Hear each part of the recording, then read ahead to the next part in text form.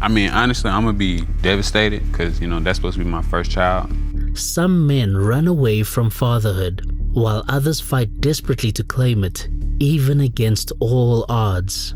A young mother struggling to raise her son, a man convinced he's the father despite medical impossibilities, and a grandmother who took one look at a baby and saw her own flesh and blood. Honestly, the best day of my life. I'm holding my grandson. I know it's mine.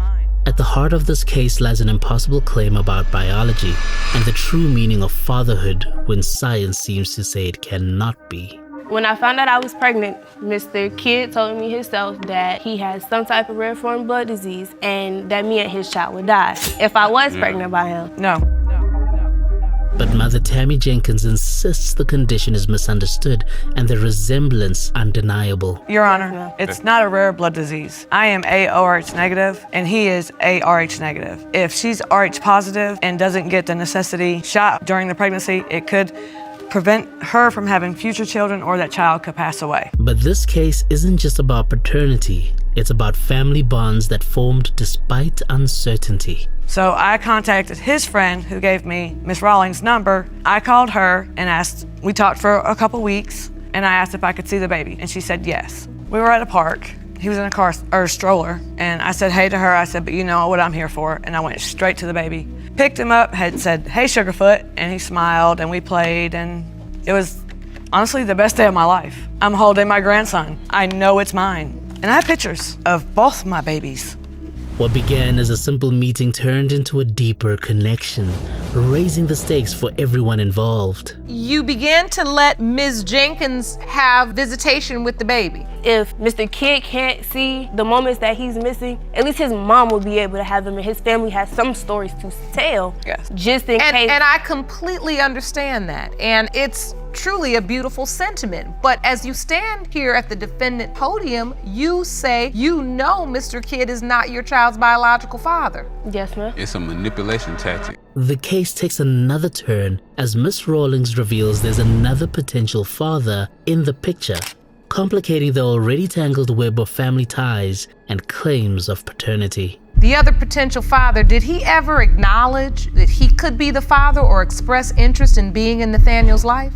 Yes, he did, because he was the one that actually told me to get a test to see if I was pregnant. In the midst of paternity questions, Miss Rawlings made a decision that would shock the court and deepen Miss Jenkins' conviction. Miss Jenkins, you said you had the baby for a while. What do you mean by that? She was going through a situation and got kicked out of where she lived because her choice of men are not just the greatest, I guess, in the world. He wasn't safe, she wasn't safe. She was trying to get her life together. She gave me the baby for a period of time with a hand. How long? I had him for a month and a couple days.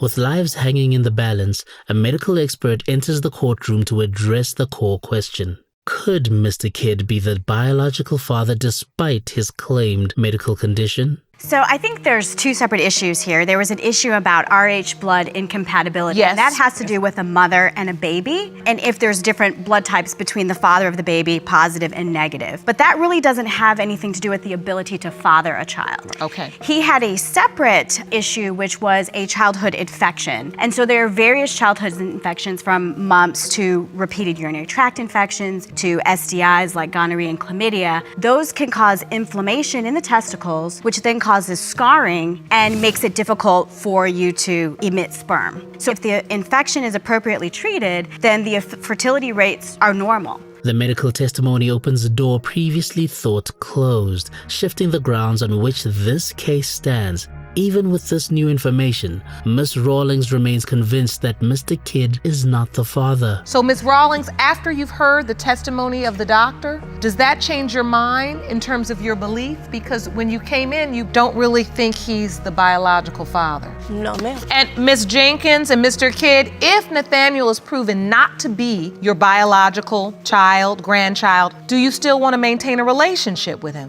I mean, honestly, I'm gonna be devastated because, that's supposed to be my first child and it's a boy, you know what I'm saying? I'll be around, I'll help out as much as I can, but I couldn't take care of him as if he was my child.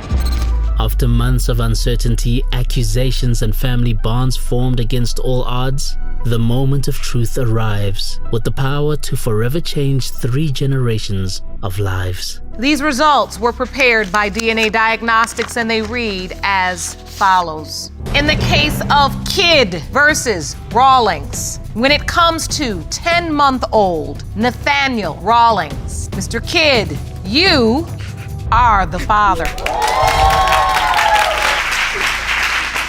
Thank you. Thank you.